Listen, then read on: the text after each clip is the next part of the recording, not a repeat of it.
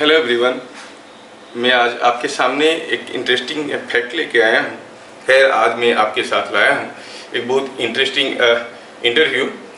One of my student who has qualified in all India rank with 364 rank JEE advance में, और JEE main में 99.6 percentile लाया है। तो मैं सोचा कि वो थोड़ा शेयर करे यार, क्योंकि कोई भी गोल को पाने के लिए आप कौन से रास्ते में जाओगे सिर्फ वही बता सकता है जो गया है, आपके लेवल से शुरू करके गया है और वहाँ पर पहुँचा है। He is called a role model. तो आपके लिए मैं एक रोल मॉडल अभी पेश करने वाला हूँ। थोड़ा ध्यान से इंटरव्यू को देखिए और आपका ज़रूरत की चीज़ें उसकी मैसेज से आपको मिल जाएगा।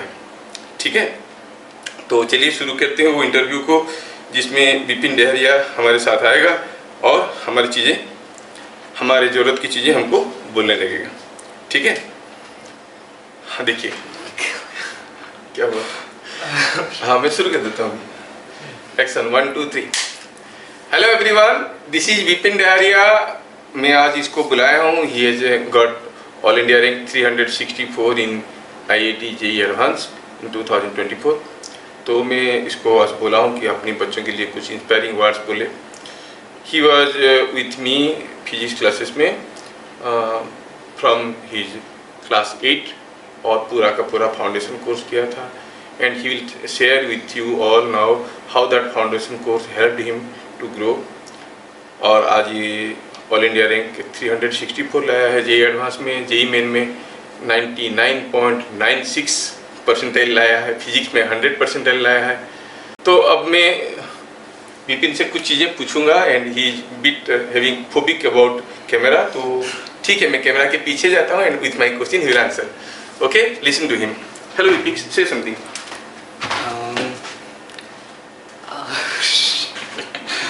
हाँ बोलो। कैसे बोलूं? कुछ भी बोलो। ये बोलो पहले कि हाउ यू स्टार्टेड, जब तुम क्लास 8 में आए, how you came in contact, how you got the foundation course, कुछ तो बोलो। जैसे क्लास 8 में मेरी दीदी पहले सर के पास पढ़ती थी, तो उन्हीं के थ्रू फिर मैं ये फाउंडेशन कोर्सेज को ज्वाइन किया था। तो उसके बाद फिर मतलब मेरा जेई प्रिपरेशन बेसिकली 8 क्लास से मैंने थोड़ी बहुत शुरू कर दी थी। अब क्लास 8 में तो मेनली मैथ्स पे मेरा ज़्यादा फोकस रहता था, क्योंकि उस टाइम एक JMO करके ओलंपियाड होता था उड़ीसा में। तो क्लास 8 मोस्टली मैंने उसी ओलंपियाड में फोकस किया था। फिर क्लास 9 ऑनवर्ड्स मैंने ये प्री RMO एग्ज़ाम की प्रिपरेशन की थी। और मतलब उसकी प्रिपरेशन पहले तो काफ़ी रैंडम थी, 1-2 महीने। उसके बाद एक प्रशांत जैन करके सर थे यूट्यूब में, उनसे मैं कांटेक्ट में आया था और उनके थ्रू फिर मैंने अनअकैडमी से सारी प्रिपरेशन की थी। फिर इसके साइड बाय साइड जो मेरा फाउंडेशन कोर्स चल रहा था फिजिक्स, बच्चे ने सारा जो पॉसिबिलिटी रिसोर्सेस है उसको एक्सप्लोर किया है। सो आई नॉट से it is only my credit.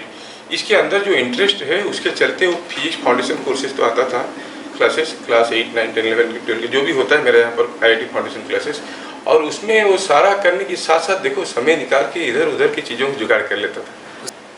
ये पॉइंट पकड़ने वाली है। चल बेटा आगे बताओ। इसमें मतलब क्लास में जो बाबूराम सर करवा रहे थे वो सब तो कर ही रहा था मैं, फाउंडेशन कोर्सेज का जितना भी मटेरियल जो भी हो रहा था। और इसके साइड में मैंने थोड़ी बहुत ये HCL में पढ़ने की कोशिश की थी, जस्ट अपनी इंटरप्रिटेशन पावर बढ़ाने के लिए। एज सच याद नहीं रख रहा था मैं कि क्या कर रहा हूँ या कुछ, जस्ट इंटरप्रेट कर रहा था, थोड़ी प्रॉब्लम सॉल्विंग की कोशिश कर रहा था। केमिस्ट्री भी थोड़ी बहुत की थी मैंने, वो शिव सर से की थी मैंने।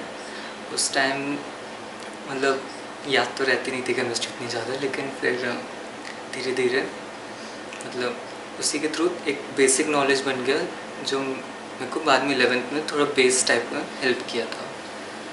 बाकी फ़िज़िक्स में जितने फंडामेंटल है वो कोचिंग में उतने ज़्यादा डेप्थ में मतलब थोड़े जल्दी उसके ऊपर से वो लोग निकलते हैं, क्योंकि सिलेबस काफ़ी बड़ा होता है जेई का। तो अभी जितना जो फाउंडेशन कोर्सेज़ के टाइम में जितना टाइम लगता है होता यूँ है कि वो लोग अच्छे बच्चे को लेते हैं, अच्छे बच्चे मतलब बहुत डिटेल्स में पढ़ाएंगे, बहुत ज़्यादा पढ़ाएंगे तो समय तो होता नहीं है। सो थ्योरेटिकल पार्ट, फंडामेंटल पार्ट को यूजुअली बड़े कोचिंग सेंटर में स्किप कर जाते हैं। वो सोचते हैं कि बच्चे स्मार्ट है, सारे पढ़ के आए होंगे, सीधा न्यूमेरिकल रगड़ा होगा इनके ऊपर। यही हाल हुआ इसके साथ, देखिए क्या बोल रहा है। में उतना टाइम 11-12 में नहीं मिलेगा, तो उस टाइम पे ग्रास्पिंग पावर काफ़ी तेज़ होनी चाहिए, और इसलिए मतलब 9-10 में खासकर ओलंपियाड जैसे IJS होता है, उसके बाद मैथमेटिक्स ओलंपियाड है। इसमें मतलब ऐसा नहीं है कि IJS तक चढ़ना है या फिर ये इंडियन नेशनल स्टेजेस क्लियर करनी ही है तभी कुछ होगा। बस उसका पढ़ने से ही जितना हमारे माइंड में जो जितनी डेवलपमेंट होगी उतनी काफ़ी रहती है। फिर 11th क्लास ये चीज़ पकड़ने वाली है, success is not in the prize won, it is in the race run. A great sage Swami Chinmayananda है टोल्ड। आपको तैयारी करना चाहिए, मिला ना मिला अलग चीज़ है, लेकिन तैयारी करने से ब्रेन का जो फर्टिलिटी बढ़ जाता है, ब्रेन का मसल का जो पावर बढ़ जाता है, वही हेल्पफुल होता है। बंदे ने सही पकड़ लिया, ठीक है। मतलब जो 9-10 तक मैंने जितनी प्रिपरेशन की थी, उसके बाद 11th क्लास में स्टार्टिंग से मैं काफ़ी स्मूथ हो गई थी। मतलब FIITJEE में भी काफ़ी अच्छी रैंक मेरी आने लगी थी, और उसको मेंटेन ही करना था मेरे को 2 साल। तो खासकर अगर किसी को मतलब अंडर 500 अंडर 100 टाइप की रैंक चाहिए, तो उसको मेनली नई चीज़ों को मतलब जल्दी से इंटरप्रेट करना, जल्दी से उस पर प्रॉब्लम सॉल्व करना, अंडरस्टैंड करना ज़्यादा आना चाहिए, वर्सेस जो देखा हुआ है उसको मतलब पहचानना। मतलब वो थोड़ा सा मतलब टॉप रैंक्स के लिए थोड़ा कम रिलेवेंट होता है वो चीज़। मतलब वो होना चाहिए, लेकिन वो कहने का मतलब ये है कि हम लोग बहुत ज़्यादा प्रैक्टिस करते हैं, और इतने सारे प्रैक्टिस करते हैं डिफरेंट बुक से कि उसमें से सारे क्वेश्चन देखोगे, आप 2-3 बुक फॉलो करोगे तो जाना पहचाना क्वेश्चंस मिल जाएंगे, बहुत सारे कॉमन क्वेश्चंस मिल जाएंगे। बंदे का कहना ये है कि आपके पास एक थिंकिंग एबिलिटी होना चाहिए, ये सब करना जरूरी है, लेकिन वो काफ़ी नहीं है। आपको नए क्वेश्चन को सोचने की एबिलिटी डेवलप करना चाहिए। कोई नया क्वेश्चन जिसमें कोई पहले से आप उसके बारे में कोई जानकारी नहीं था। देखो क्या राइट पॉइंट पकड़ा है लड़का ने। होने से टॉप में मुश्किल है थोड़ा आना।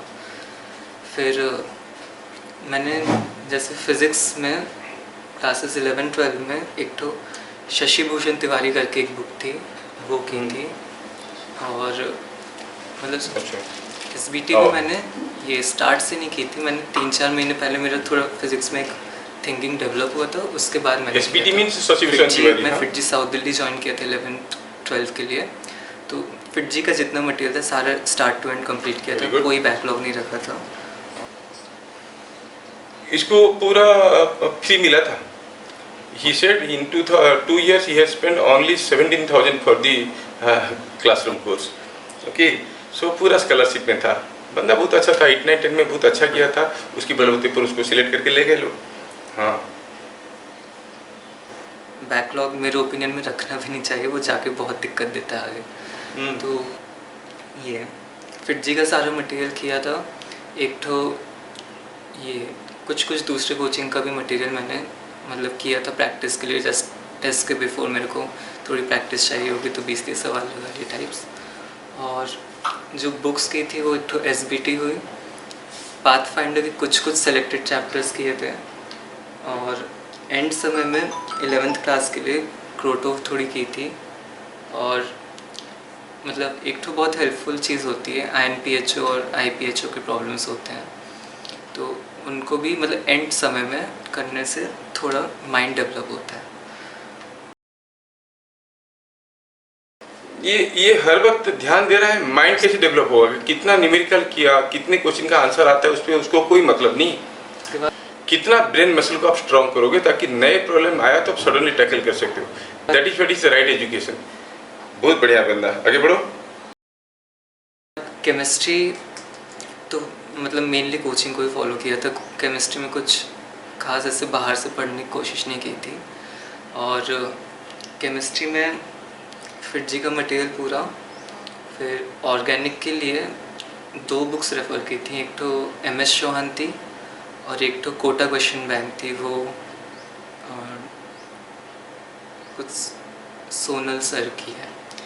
और उसके बाद इनऑर्गेनिक केमिस्ट्री में मैंने एक वीके जायसवाल करके एक तो बुक होती है वो की थी, और बस वीके जायसवाल की थी। उसके बाद फिजिकल केमिस्ट्री में एक तो एनावस्थी है, और एक तो अभी नई बुक आई है नीरज कुमार करके। तो नीरज कुमार मैं अभी ज़्यादा प्रेफर करूँगा अगर अभी के समय में देखा जाए, तो वो मैंने की थी। उसके बाद ये 12th क्लास में भी जब एंटर किया था, तो 12th क्लास में जो मेनली कैलकुलस वाला पोर्शन है वो एक समीर बंसल से मैंने की थी, और एक तो विकास गुप्ता की एक तो ब्लैक बुक आती वो किया था। और मैथ्स में ही ये 11th क्लास का खासकर जैसे एल्जेब्रा वाला पार्ट है, तो एक एडवांस प्रॉब्लम्स इन एल्जेब्रा आती है विकास गुप्ता सर की, वो मैंने की थी। कोऑर्डिनेट ज्योमेट्री के लिए advance problems in coordinate geometry by Vikas Gupta की थी। और फिर फिटजी का मटेरियल तो किया ही था। फिटजी का मटेरियल मेरे को काफ़ी मतलब दूसरे कोचिंग से भी काफ़ी ऊपर लगा था मैथ्स में खासकर। इसके बाद ये 12th क्लास में भी खासकर जो 11th का रिवीजन है वो हमारा मतलब फिटजी के थ्रू ही, टेस्टिंग के थ्रू ही हमारा मैनेज होता था। जैसे बीच में ऐसे कोई टेस्ट आ गया, हम लोग का पीबीटी करके एक टेस्ट होता था, उसमें जैसे 4 चैप्टर पुराने 11th के डाल दिए, तो फिर उसके थ्रू रिवीजन हो गया। रिवीजन भी मतलब ऐसे ही करना रहता है कि नोट्स एक बार पढ़ लो और 20-25 प्रॉब्लम्स लगा लो। Again he is repeating on the same point, 20-25 question बना दो, फ्लो बन जाता है, मतलब सोचने की सारी एबिलिटी खुल जाते हैं पर्टिकुलर उस टॉपिक में। समझ में आ रहा है? That's very important, not that you have to do hundreds of questions. कुछ क्वेश्चंस करो जहाँ पर दिमाग लग रहा है, which is involving all the necessary theories and concept, हो गया तो काम बन गया आपका। एक फ्लो बन जाता है, वो बस काफ़ी होता है किसी भी चैप्टर के लिए। और रिवीजन मतलब करते रहना है, मतलब कोई भी टेस्ट ऐसा नहीं होना चाहिए कि उसमें बिना रिवीजन के जा रहे हैं और ऐसे। और टेस्ट भी अपने आप में कभी नहीं छोड़ना है कि हुआ नहीं करके, आपको जितना प्रिपरेशन हो उसमें टेस्ट दे देना चाहिए। बंदे का एक चीज़ देखो, he is not at all oriented about कि क्या रिजल्ट होगा। बोल रहा है कि आप मेहनत करो, टेस्ट दो, पढ़ाई नहीं किए टेस्ट क्या देंगे, नहीं जो आता है तो। क्योंकि वो जो 2 घंटे का आप टेस्ट भी दे रहे हो ना, उसमें भी तो ब्रेन का एक्सरसाइज हो रहा है। You are very serious during that period, that also helps a lot. So learning is through practice, not by solving the numericals. आप ट्राई कर रहे हो, सोल्यूशन नहीं मिला, तब भी आपका लर्निंग हो गया। ये बात बच्चे ने पकड़ लिया। यही चीज मैं क्लास में हरदम बोलते रहता हूँ। ओके, फिर मतलब बुक्स तो सारी बता दी। उसके बाद फिर 12th के बाद जो फाइनल रिवीजन था, तो फिर फिटजी में वो 3 पार्ट टेस्ट होते हैं, पूरे सिलेबस को 3 पार्ट में डिवाइड करके। उसके हिसाब से हमने रिवीजन मटेरियल भी बना रखा है 3 पार्ट के हिसाब से, तो वही सॉल्व किया था और पूरे नोट्स रिवाइज किए थे, उससे मेरा काम हो गया था। और उसके बाद फिर मतलब फिटजी में इंटरनल टेस्ट हो रहे थे काफ़ी, और ऑल इंडिया टेस्ट तो हो ही रहा था फिटजी का, और नेट में भी काफ़ी टेलीग्राम वेलीग्राम से मेरे को काफ़ी टेस्ट मिल गए थे, वही सब मैं कर रहा था एंड में। और फिर जेई मेन के लिए तो पुराने ही पेपर किए थे मोस्टली, अगर लेकिन जैसे केमिस्ट्री में खासकर जेई मेन में एनसीईआरटी अगर पूरी स्टार्ट टू एंड पढ़ी है तो उसमें भी 100% आ जाती है। नोट किया, एनसीईआरटी को अगर पूरा ध्यान से लाइन बाय लाइन आप पढ़ लियो, उसमें भी 100% आ जाएगा। ये कौन बोल रहा है? जो सक्सेस लाया है, किससे दूसरे से नहीं सुनना है। Okay, career. और फिज़िक्स तो नॉर्मल प्रिपरेशन में ही थोड़ा बहुत जो कुछ चैप्टर्स में जो छोटे मोटे डेटा जो एनसीईआरटी में वो ज़रूरत पड़ सकती है, वो पुराने पेपर प्रैक्टिस करते हुए पता चल जाएगा। और मैथ्स के लिए काफ़ी प्रैक्टिस लगती है, उसमें मेंस में काफ़ी लेंथी प्रॉब्लम्स ज़्यादा होते हैं, भले ही वो थोड़ी ईजियर साइड हो एज़ कम्पेयर टू एडवांस। और फिर फाइनल एडवांस के लिए तो वही कोचिंग की टेस्ट सीरीज़ वो सब की थी, और एंड में तो मतलब वही दिन में 2-3 पेपर कर रहे थे जेईई एडवांस के।